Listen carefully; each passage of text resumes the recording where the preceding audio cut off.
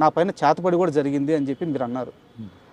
Sir మీ పైన జరిగిన అక్రమ కేసులు వాటి గురించి అన్ని వివరాలు అందరికీ తెలుసు. దాని నుంచి మీరు కడిగిన ఒక ముత్యంలాగా ఎలా బయటపడ్డారో కూడా అందరికీ తెలుసు. అయితే ఈ చేతబడి చేపించిన వ్యక్తులు ఎవరు సార్? అది తెలీదండి. ఇప్పుడు కూడా అది చాలా ఇండస్ట్రీలో కూడా ఇప్పుడు కూడా బిజినెస్, ఫిలిం ఇండస్ట్రీ తర్వాత వాటిలంతా ఇప్పుడు జరుగుతూనే ఉన్నాయి ఇప్పటికీ. కేరళలో చాలా ఫేమస్ చోటాని కరే అని చెప్పి ఒక ప్లేస్ ఉంది సార్. అక్కడ ఈ చేతపడి చేసింది తీసేయడం చాలా మందికి తెలియదు.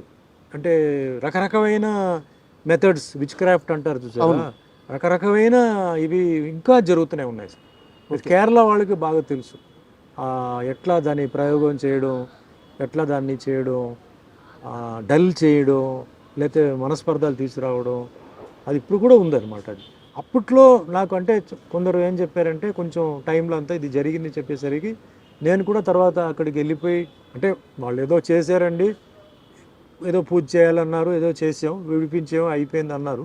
ఓకే, అదేం నేను కాదు అని నేనేం చెప్పను. బట్ నేను ఏమి నమ్ముతానంటే నేను చెప్తున్నాను చూసారా, టైం అనేది, ఆ డెస్టినీ అనేది ఒక డిజైన్ పెట్టేసింది సార్. ఈ సంవత్సరం ఇది, ఈ సంవత్సరంలో ఈ నెల ఇది, ఈ నెలలో ఈ వారం ఇది, వారంలో ఈ రోజు ఇది, అది జరిగి తీరాలి. అది జరిగి తీరాలి సార్. అది నా ఎక్స్పీరియన్స్తో చెప్తున్నాను. మనం వేరే వాళ్ళ మీద చెప్పొచ్చు, వీడు తొక్కేసాడు, వీడు నొక్కేసాడు, వీడి వల్ల జరిగింది, వాడు. ఆ టైం అలా జరిపిస్తుంది. ఆ టైం కొందరితో చేయిస్తుంది. వాళ్ళకి చెయ్యాలన్న ఉద్దేశం లేదు, అది వాళ్ళ రాతే. అది వాళ్ళ రాతే. ఆ కర్మ, అదే కర్మ అనేది ఆ తప్పు చేయిస్తుంది అక్కడ. వాళ్ళు తర్వాత అనుభవించాలి. ఖచ్చితంగా సార్, ఖచ్చితంగా వాళ్ళు ఫ్యామిలీతో అనుభవిస్తారు. నాకు దెబ్బ తగిలిందంటే నా చేయి నొప్పి అండి, నా ఇంట్లో పిల్లలకు దెబ్బ తగిలితే ఏంటండి, వాళ్ళకన్నా నాకు నొప్పి ఉంటుంది. అది అలాగే రోగాలు రావడం, రోగాలు కూడా టైంని బట్టి సార్ వస్తుంది. మన బాడీలో ఫుల్ ఏంటంటే, అంటే నేను కొంచెం అస్ట్రాలజీ చదివాను సార్. మన బాడీలో ప్రతి part is connected to planet అండి సార్. ఏదో ప్రాబ్లం ఉంది అంటాడు డాక్టర్, అంటాడు నీకేమీ లేదు, నువ్వు బాగానే ఉన్నావా, నువ్వు ఎక్కువగా ఆలోచిస్తున్నావు, నీ రిపోర్ట్స్ అని బ్రహ్మాండంగా ఉంది అంటాడు. కానీ అతనికి సరిగా లేదు, రాత్రి నిద్ర పట్టట్లేదు, శ్వాస సరిగా రావట్లేదు, ఏదో అంటాడు. అన్డయాగ్నోజబుల్ డిజీజ్ అంటారండి. వాడి కష్టం వాడికి ఒక్కడికే తెలుస్తుంటుంది, వాడికే తెలుసు. అదే దట్ ఈస్ టైం. అలాగే బాగా తాగుతాడు సార్ వీడు, ఉదయం మధ్యాహ్నం సాయంత్రం కూడా తాగుతాడు, 10 సంవత్సరాల నుంచి తాగుతున్నాడు, కానీ ఇంకా బ్రహ్మాండంగా ఉన్నాడు అంటారు. అది టైమింగ్. అంటే ఆ గ్రహాలు, లోపల ఉన్న గ్రహాలు అంత బలంగా ఉంటాయి సార్. యాక్సిడెంట్ జరుగుతాయి సార్, అయిపోయాడు అనుకుంటాం, బ్రతికిపోతారు, తిరిగి వస్తాడు. కొందరు నుంచుని అలా పడిపోతారు. All this is connected to time అండి. Family, career, health, wealth, prosperity, అధికారం, అవన్నీ టైం కనెక్టెడ్. మనం అందుకే చెప్తాను కదా, అవతల వాడిని చూసి ఎప్పుడు మనం వాడెలా ఉన్నాడు నాకు ఇలా ఉండాలి, అవదు, కష్టం. సార్ ఆస్ట్రాలజీ అన్నారు కాబట్టి నాకు ఒక చిన్న డౌట్ ఉంది. అంటే మీకు గురుడి స్థానం చాలా బలంగా ఉంది, బుధ గురు, అంటే నాకు కొంత అవగాహన ఉంది, అందుకని అడుగుతున్నాను. మీ జాతకం ప్రకారం బుధ స్థానం, గురు స్థానం చాలా బలంగా ఉంది. అండ్ మీకే తెలియకుండా చిన్నప్పుడు ఒక ఆర్ట్ ఫామ్ నేర్చేసుకున్నారు, మార్షల్ ఆర్ట్స్. అంటే గురుగ్రహం బలంగా ఉన్న వాళ్ళకి ఆర్ట్స్ వచ్చేస్తాయి. ఖచ్చితంగా మీ జాతకంలో మీరు ఇండస్ట్రీలోకి ఒక ఆర్ట్ వైపు రావాలని రాసిపెట్టి ఉండాలి, కానీ మీ జాతకంలో అది లేదంట. అవును, ఎలా సార్? ఇది పూర్తిగా విరుద్ధంగా ఉంది. అదే పైవాడు అండి, ఇక్కడే వస్తుంది. ఇప్పుడు అన్నిటికన్నా శక్తి అనేది మహాశక్తి సార్. ఆ శక్తి ఏంటంటే, ఇప్పుడు మనిషి జాతకం రాస్తాడు సార్, జాతకాన్ని కూడా ఉల్టా తిప్పగలిగే శక్తి పైవాడు సార్. ఓకే. చాలామంది జాతకం చెప్తారు సార్, ఆ డెత్ అనేది ఎవడైనా కరెక్ట్గా చెప్పగలుగుతాడా? చెప్పలేడు. అదేంటి, వాడి జాతకం అయిపోయింది కదా, వాడు ఇంకా వాడు ఉన్నాడు ఏంటి, ఇంకా వాడు తిరుగుతున్నాడు ఏంటి అంటారు. పైవాడు అదే మిరాకిల్. మిరాకిల్ మీనింగ్ ఏంటంటే అది, వాడికి టైం అయిపోయింది. ట్రాజెడీ మీనింగ్ ఏంటి, అదేంటి అప్పుడే చనిపోయాడు, పాపం చిన్న వయసు, వాడికి ఇంకా మంచి భవిష్యత్తు ఉంది కదా, జాతకంలో అలా లేదు కదా. కర్మ. పెళ్ళి అయిన తర్వాత అన్ని జాతకాలు చూసి పెళ్లి చేస్తారు సార్ కదా. అవును. మ్యాచ్ అయిందా లేదా అని. అవును, చాలా ముహూర్తాన్ని బట్టి టైం తాళి కడతారు. అవును, ముహూర్తానికి ఫస్ట్ నైట్ పంపుతారు, అన్ని పంపుతారండి. ఎందుకు విడిపోతున్నారండి? పెద్ద పెద్ద వాళ్ళు చీప్గా చూడరు కదా జాతకాలు. అవును. పూర్వజన్మ కర్మ, ఆ పూర్వజన్మ కర్మలో బ్యాలెన్స్ ఉంటుంది, అది బెండు తీస్తుంది. ఎట్లా? పిల్లల ద్వారా. ఎవడైతే తప్పు చేశాడో వాడేమనుకుంటాడు, నన్ను ఎవడేం పీకలేడు, నేను అది చేశాను ఇది చేశాను వాడిని మోసం చేశాను ఏ అనుకుంటాడు. కానీ వాడికి ఒక మనసు ఉంటుంది కదా, దానికి అంతరాత్మ ఫీలింగ్ ఉంటుంది తెలుస్తుంటుంది. కదా, అవును. అది ఫీలింగ్ ఇవ్వాలి కదా. ఎవరి ద్వారా? పిల్లల్ని బెండి తీస్తే వాడు ఏడుపుతాడు, లేకపోతే వాడు ఏడవడు. సో ఆ కర్మ సిస్టమ్ అండి. You get what you give అంటారు. You give happiness, you get happiness. You give sorrow, you get sorrow. So ఆ కర్మ సిద్ధాంతం అక్కడ ఏంటంటే అది బుక్లో ఎంటర్ అయిపోతుంది. మీరు ఏ తప్పు చేసినా అది ఎంటర్ అయిపోతుంది. ఎప్పుడు ఇవ్వాలి, ఏ విధంగా ఇవ్వాలి, ప్లేట్లో ఇవ్వాలా, ఆకులో ఇవ్వాలా, ఎట్లా ఇవ్వాలి అనేది డిసైడ్ చేసి మీ కరెక్ట్ టైంకి పెడుతుందండి. సార్, మీ జైలు జీవితం గురించి, ఆ పరిస్థితుల గురించి మీరు చాలా ఇంటర్వ్యూలో మాట్లాడారు. నేను వాటి లోతుల్లోకి వెళ్ళట్లేదు సార్. ఆ అంశం మీద నాకు రెండు క్వశ్చన్లు ఉన్నాయి. ఇప్పటి వరకు ఎవరు అడగలేదు. 1985 మే 19 డేట్ తప్పైతే కరెక్టే. Correct. 19th. ఆ రాత్రి మీ ఇంటికి పోలీసులు వచ్చారు, మిమ్మల్ని తీసుకెళ్లారు, ఒక ఎఫ్ఐఆర్ వేశారు, అక్కడ ఉంచారు. సరే, దాని నుంచి మీరు ఒక 6 నెలల తర్వాత బయటపడ్డారు, జైల్లో చాలా కష్టాలు అనుభవించారు. ఇవన్నీ పక్కన పెట్టేద్దాం, ఎందుకంటే అందరికీ తెలుసు. కానీ సార్, మీరు జైలుకి వెళ్ళక ముందు ఒక పెద్ద రాజకీయ నాయకుడు, తమిళనాడులో ఒక పెద్ద రాజకీయ నాయకుడు మిమ్మల్ని పిలిచారని, సుమన్ నీ మీద ఇలాంటి ఒక అభియోగాలు నేను వింటున్నాను, నా దాకా వచ్చినాయి, జాగ్రత్తగా వాటన్నిటినీ పక్కకు వచ్చేసి అని అడిగారని, దానికి మీరు నేను ఏ తప్పు చేయలేదు, నాకు సంబంధం లేదు, నాకేం సంబంధం, నాకెందుకు చెప్తున్నారు అని ఆయన నొచ్చుకునేలా సమాధానం చెప్పారని, దానివల్లే మీరు జైలుకి వెళ్ళాల్సి వచ్చిందని నేను ఒక 2 రోజుల్లో అన్ని పాత వార్తలు అన్నీ తెలుసుకొని కాస్త మీ ముందు ఈ క్వశ్చన్ ఉంచుతున్నాను. నిజమా అబద్ధమా? రాంగ్ అండి. Wrong. ఎవరు నన్ను పిలవలేదు, ఎవరు నాతో మాట్లాడలేదు, ఏ పెద్ద రాజకీయ నాయకుడు కూడా నా దగ్గరికి రాలేదు. It was all of a sudden అండి. సుమన్ జైలుకి వెళ్తారని సుమన్కి ముందే తెలుసు కదా? లేదు, తెలియదు. తెలిస్తే మేము జాగ్రత్తలు ఉంటాం. మీ వెనక పోలీసులు పడుతున్నారని, మీ కాల్స్ కానీ మీ మెసేజ్లు కానీ ఎవ్రీథింగ్ పోలీసులు ట్రాక్ చేస్తున్నారని మీకు తెలియదా? అక్కడ మెసేజ్ ఎక్కడ ఉంది ఆ టైంలో? కాల్స్ లేవు. అంటే మా ఐడ్రీమ్కి వచ్చినప్పుడు భానుచంద్ర గారు ఒక మాట చెప్పారు. ఒకరోజు రోడ్డు మీద ఆయన పోతా ఉంటే మీరు ఆల్ ఆఫ్ సడన్గా కార్ వేసుకొని వచ్చేసి, అప్పటికే అది న్యూస్ వచ్చేసిందండి. అది జరిగిన సెకండ్ డే ఏదో నాకు అరెస్ట్ అయింది. ఓకే, అంతే. అది ఆయన చేసిన సెకండ్ డేకి నాకు అరెస్ట్ అయింది సార్. అప్పటికి మనకి అంటే మనకు ఉన్న ఒక సర్కిల్ ఉన్నారు కదా, 2-3 డేస్ ముందు తెలిసిపోయింది. సర్కిల్ చెప్పారు ఓకే, ఇట్లా ఏదో అనుకుంటున్నారు ఇట్లా అన్నప్పుడు ఇప్పుడు భయపడిపోయి కండిషన్ బెయిల్ తీసి లేకపోతే హై బెయిల్కి పోవడం లేదు. నేను I wanted it let it come. I was prepared come what may. ఎందుకంటే అలా చేసినప్పుడు వేరే ఎవడో చేయాలనుకున్న వాడు ఇంకా దారుణంగా ఏదో ఒకటి చేస్తాడు. ఇప్పుడు ఇలా వెళ్ళిపోవడంతో ఏంటంటే వాడి మైండ్లో వేరే ఏదైనా ఉండుంటే అది వెళ్ళిపోయాడు లోపల, అమ్మయ్య నా ఇదే అనుకొని కొంచెం వాడు రిలాక్స్ అవుతాడు. అది అవలేదు అనుకోండి, ఇంకా వేరేదైనా వాడు చేయవచ్చు కదా. సో రాని చూద్దాం, నా టైం ఎలా ఉందో చూద్దాం, ఏం జరుగుతుందో చూద్దాం అని చెప్పి నేను ఐ ఫేస్డ్ ఇట్. నేనేమి పారిపోయి ఎవరి రికమెండేషను లేకపోతే ఎవరిది ప్రెషరు అట్లాంటిది ఏమి నేను ఇది చేయాలి, అడాప్ట్ చేయలే. ఇట్స్ మ్యాటర్ ఆఫ్ టైం అండి, అంతే. రకరకంగా న్యూస్ ఉంటుంది అది ఇది అని, బట్ నా లెక్క ప్రకారం అది ఓన్లీ టైం. ఆ టైం వచ్చేటప్పటికి ఎవరో ఒకరు దాన్ని చేయిస్తారు. మంచి చెడు. 6 నెలల జైలు జీవితం అంటే చిన్న విషయం కాదు సార్. ఎందుకంటే 2 రాత్రులు జైల్లో ఉంటేనే మనిషి మానసికంగా కృంగిపోతాడు. పక్కన ఎవరు ఉండరు, అయిన వాళ్ళు ఉండరు, పలకరించే వాళ్ళు ఉండరు. 6 నెలల జైలు జీవితం తర్వాత జైలు నుంచి వచ్చి బయటకు వచ్చిన సుమన్ను చూసి ఈ మనిషి 6 నెలలు జైల్లో ఉన్నాడా, ఏంది ఇంత ఫ్రెష్గా ఉన్నాడు అంటే ఒక మల్లెపువ్వులాగా తిరిగి వచ్చారంట. ఆ 6 నెలల కాలంలో ఫిజికల్గా కానీ మెంటల్గా కానీ మీరు స్ట్రాంగ్గా ఉండడానికి జైల్లో ఏం చేశారు? First point karate sir. Okay, karate నాకు మెయిన్ బేస్. అక్కడ కూడా జైల్లో కూడా కరాటే ఎక్సర్సైజ్ నేను చేసేవాడిని. తర్వాత జైల్లో ఉన్న ఖైదీలు ఎవరైతే ఉన్నారో వాళ్ళని చాలా బాగా చూసుకున్నారు సార్. ఖైదీలా? ఎప్పుడు నేను అందుకే సెక్యులరిజం అనేది నాకు చిన్నప్పుడు సెక్యులరిజం. నేను పుట్టింది హిందూ ఫ్యామిలీ, నా పక్క ఇల్లు ముస్లిమ్స్. మా అమ్మగారు కాలేజ్ ప్రొఫెసర్, ఆవిడ ఊటీకి వెళ్ళేటప్పుడు పక్క ఇల్లు వాళ్ళని చూసుకోమని చెప్పేసి వెళ్ళేవారు. నేను ముస్లిం భోజనాలు వారం రోజులు తినేవాడిని. I studied in a Christian school sir, church Pak అని చెప్పి కాన్వెంట్ అనమాట. సో క్రిస్టియన్ ముస్లిం రెండు అక్కడ వచ్చేసింది.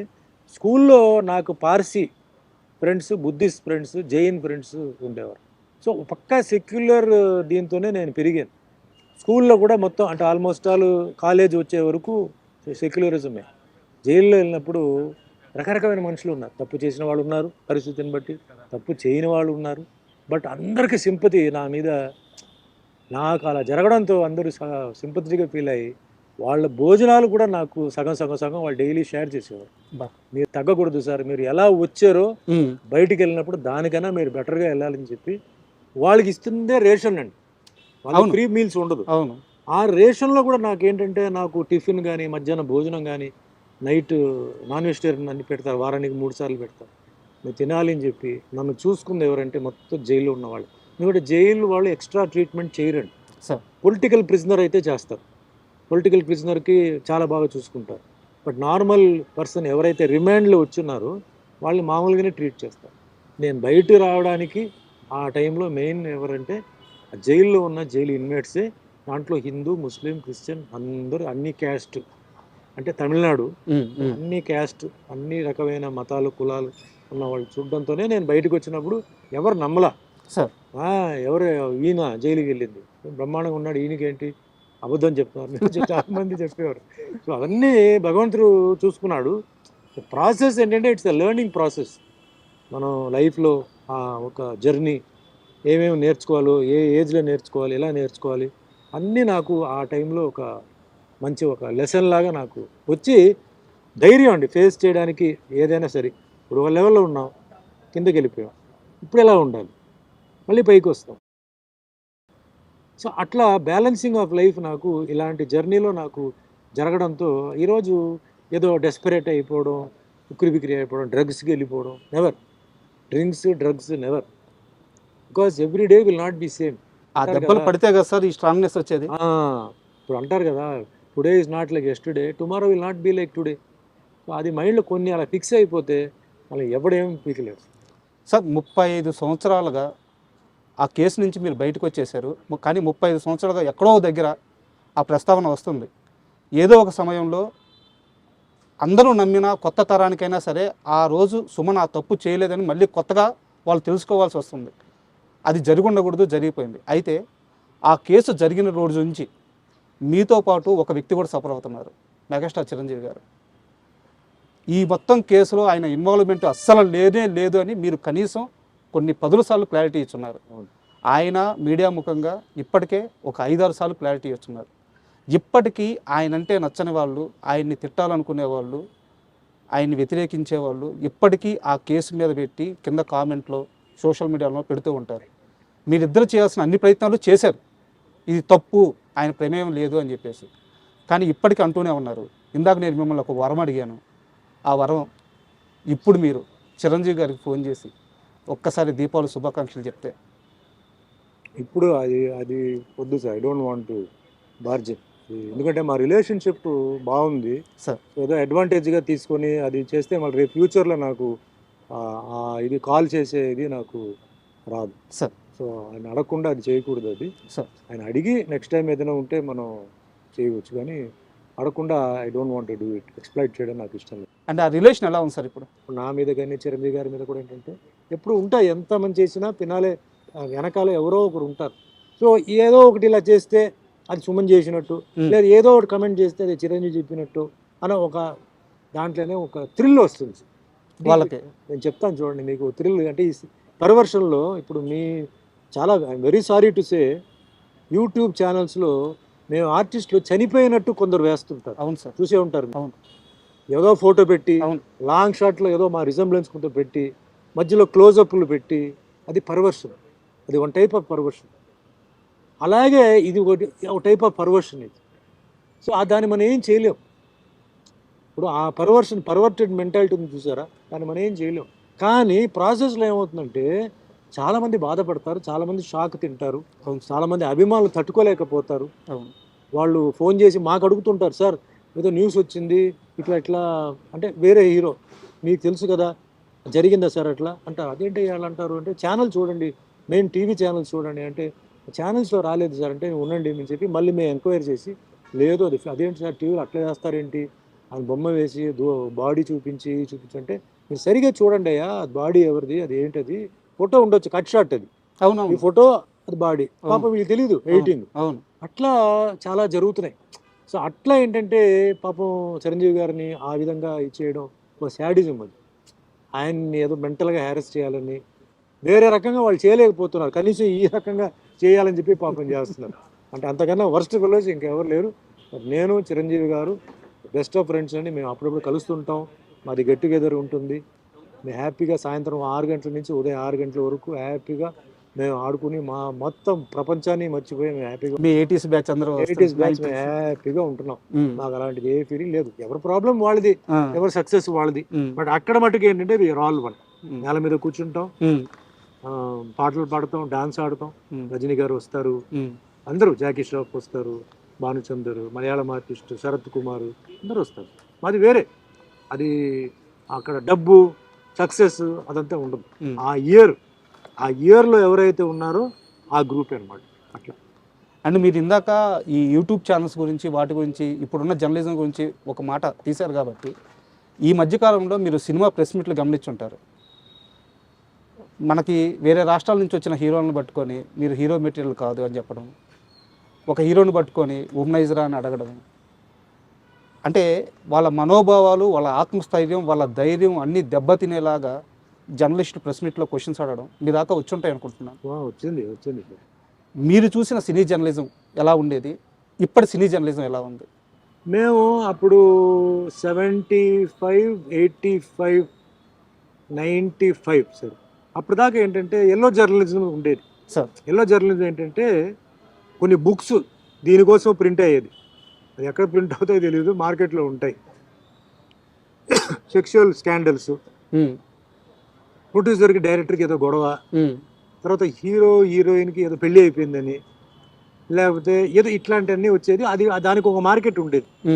అది కొనుక్కునేవారు చాలామంది. అది నిజం అనుకొని మళ్ళా సార్ ఆ ఫొటోస్ కూడా ఏంటంటే తలకాయ కట్ చేసి పెట్టడం. ఇప్పుడు కొన్ని హీరోయిన్స్ నేకెడ్గా ఉండేలాగా ఓకే, హెడ్ని కట్ చేసి, అది బాగా తెలిసేది హెడ్ కట్ చేసి పెట్టారని. అంటే మీ తరం కూడా చాలా ఇబ్బందులు పడ్డారు అప్పుడు అన్నీ ఉండేది సార్. బట్ అది ఒక గ్రూప్ వేరే. బట్ గుడ్ జర్నలిస్ట్ వేరే. మంచి మేము జర్నలిస్ట్ అంతా మేము రెస్పెక్ట్ ఇచ్చాము సార్. మేము జర్నలిస్ట్ వస్తున్నారంటే లేచి నిలబడి కూర్చోమని చెప్పి భోజనాలు పెట్టి మాట్లాడి చేసాం. అంటే మంచి జర్నలిస్టులు ఉండేవారు. తర్వాత ఏమైంది, ఇలాంటి వాళ్ళు చేయడంతో ఏమైందంటే వాళ్ళ మీద కూడా అదే ముద్రపోయింది. అంటే ఇప్పుడు మీరు అన్న టాపిక్లో హీరోయిజం గురించి, పర్ఫార్మెన్స్ గురించి అది వేరే. ప్రైవేట్ మ్యాటర్స్కి పోవడం, పర్సనల్ మ్యాటర్స్కి పోవడం ఇది వేరే. ఒక దీంట్లో సరిగా యాక్ట్ చేయలేదంటే అడగడం తప్పులేదు. ఏంటి సార్ మీరు మంచి యాక్టర్ కదా, మీరు ఎందుకు దీంట్లో సరిగా చేయలేదు, తప్పులేదు. బట్ వేరే ఎఫ్ఐఆర్ గురించి అడగడం, నిజమా కాదా తెలుసుకోకపోవడం, చెప్పడం, ఒకసారి అలా అనేసిన తర్వాత నేను అలా అనుకోలేదు సార్ ఇదా, అది తప్పది. Journalism is a profession sir. దాన్ని జాగ్రత్తగా కాపాడుకోవాలి.